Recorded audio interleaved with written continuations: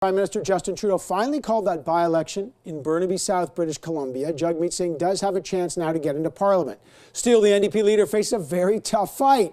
The party is having trouble raising money. Many veteran candidates are not running this time around. Can he turn it all around in 10 months? To talk about that, and to talk about Canada's escalating tensions with China after the Chinese ambassador accused Canada of white supremacy in an editorial. Let's bring in the Scrum. Tanya McCharles is a reporter for the Toronto Star. Joyce Napier is CTV's Ottawa bureau chief. Craig Oliver is, of course, CTV's chief political commentator. And our special guest is the former NDP leader, now CTV's political analyst, Tom Mulcair. Great to see all of you. Let's start with Mr. Mulcair.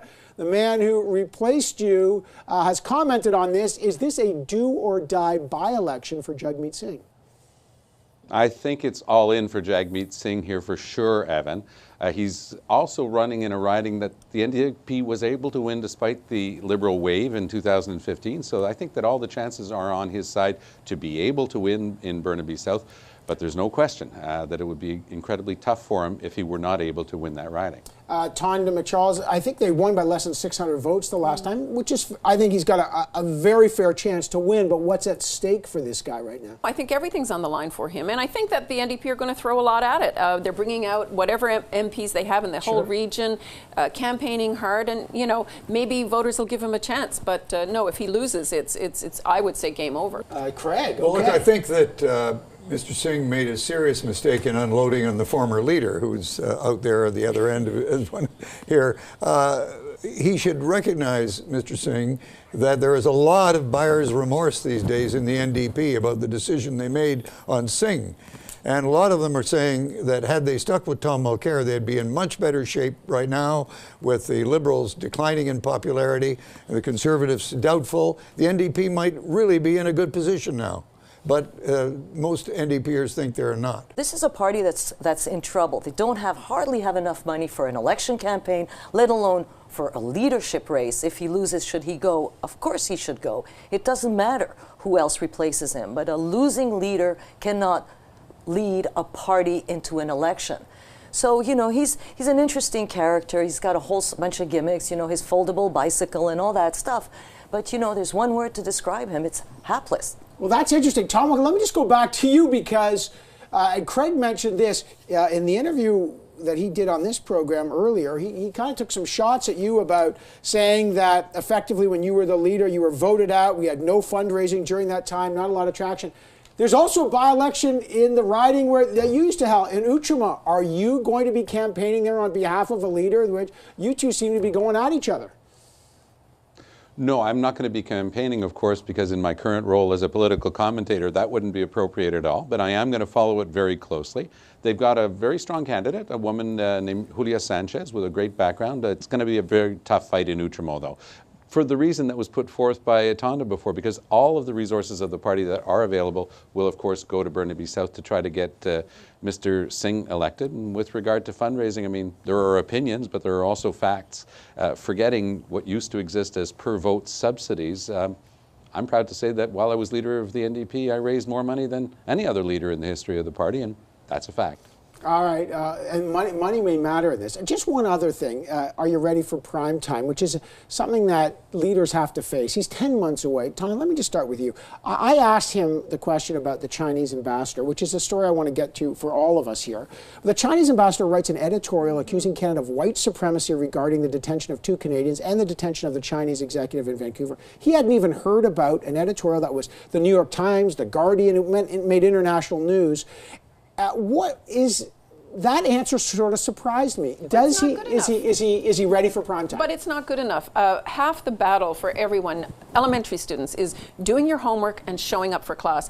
And so far, Jagmeet Singh is still fighting to even show up for class, and he's not doing his homework on the major issues of the day. It's inconceivable that a leader of a major party would not be aware of the everyday developments on this huge story, how Canada is caught between U.S. and China. So for me, that I would give him a failing grade just on that alone. On that, Evan, I have to agree. It was very surprising that an issue that was on the front pages, not just in Canada, but in New York and in London, there were a lot of people who have paid close attention to what was being said here. It was a pretty shocking statement. And I was a little bit surprised to find out that it was news for Mr. Singh.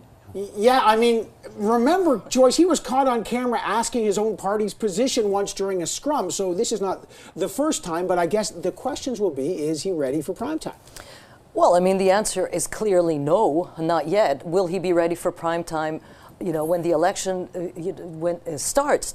You know, the thing is that even if he wasn't aware of what the Chinese ambassador wrote, let's say he was, you know, under a stone for a few days and his iPhone didn't work and he didn't have television and he didn't have nothing, right? Let's say that. I'll give him that. Can you not at least talk about Canada's foreign policy? Can you just not change the conversation into how is it that Canada finds itself in this position where a judge will eventually decide what our foreign policy is on this issue, which is actually quite interesting for any party leader to debate. Why did he not go there? And instead of just showing you how little he knows. Let's broaden it out. Craig, let me go to you. Let's broaden it out on this China thing. I've never heard a Chinese ambassador to Canada so harshly criticize Canada as white supremacists. We're trying to do a trade deal with them. What does that all mean? I failed to understand where the Chinese ambassador was coming from on that, and I think it damages his country's arguments on almost everything we're talking about. Tom Mulcair, I was surprised. Where do we go now in terms of this pursuit of a trade deal with China? This relationship is very strained. What's your read? Huawei is a company that wants to get into Canada. We're the only member of the Five Eyes. That's Australia, New Zealand, Great Britain, and the United States have all said no to Huawei. Canada has said yes. We've got to revisit that. I think at some point we've got to do two things. Recognize that President Trump's statements that and making that request for extradition of that Huawei executive now in house arrest in Vancouver was related to a trade deal.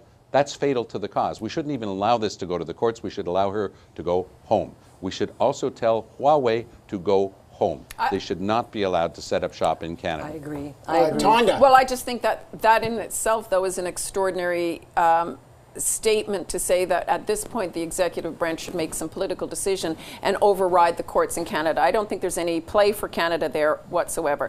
But well, we don't even have a proper request for extradition yet. The Americans we do have a process that's in request. train. We have a process that's in train under a law. So that, based on everything Canada stands for, should be allowed to play itself out. I don't see any other way. Trudeau can't get involved in that as an executive matter. And as to the Chinese ambassador's statement, it was incredibly crude and unsophisticated, and I'm not actually convinced that the Chinese writ large are a little bit more sophisticated than that. I don't think that's representative of a broad view. I think it was so outlandish.